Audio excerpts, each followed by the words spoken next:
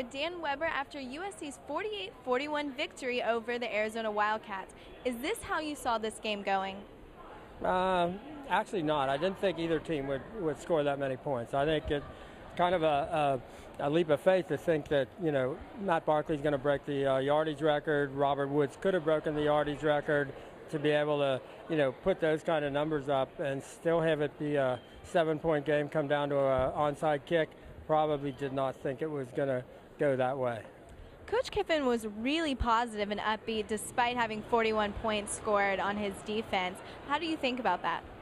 I probably wouldn't be as positive, or probably am not as positive. I think giving up 29 points in the second half probably, and Lane said, we bent a little more than we would have liked, and we missed some tackles, which is probably the most generous way you can describe what happened on defense in the second half.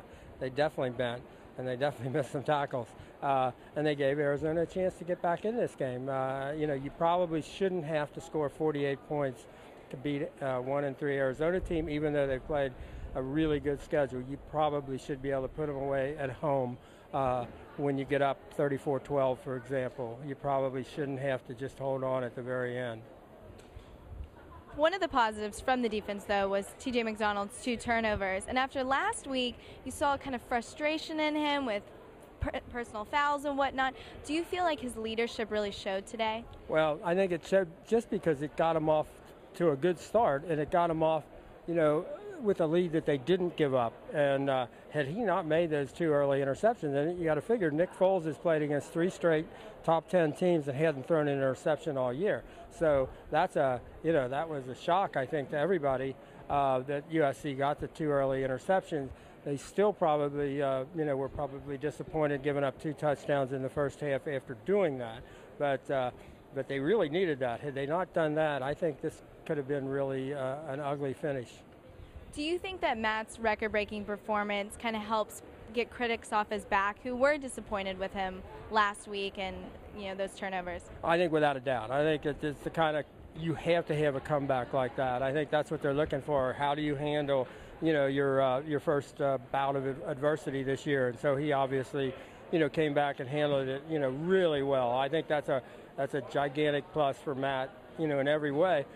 Starting the game off with the big, Matt was kidding. He said I was 2 for 2 for 90 yards, and basically, Robert took a pass almost behind the line of scrimmage and scored with it. And it's probably a highlight that will be on, all day long on college football, everywhere. And so I think those are pluses. This kind of, as much as Matt, had a great day, this is the kind of day that can make, for example, Robert Woods an All-American.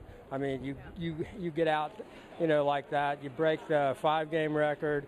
You got a chance to break the, individual game receiving record. You just keep doing it and making plays. I wouldn't be surprised if Robert holds up and everything, for the rest of the year. A day like today is the kind of thing that can essentially make you an All-American in one game. What is the most critical area that this team needs to focus on with their bye week? Well, they really basically have to, figure out what are they going to do on defense.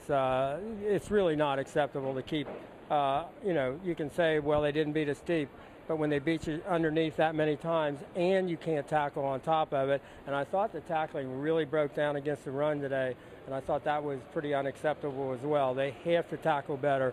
They cannot keep, and this is not a team that, runs the ball great.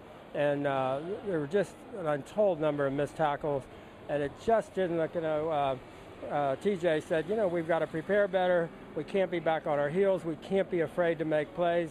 It looks like they just don't have enough playmakers, on defense. I mean, in TJ's plays, the ball came to him. He was in the right place. But what teams do then is they don't try to make that deep throw over the middle. They just stop making that play. And if you take that play out, now you're going to have to figure out a way to stop them when they keep coming underneath you. And if you can't stop that, you have to absolutely make the tackle. Those two things, they just have to get squared away. All right, that will do it from us from the Coliseum, where USC beat Arizona tonight, 48-41. Make sure to check out uscfootball.com for all your Trojan football news.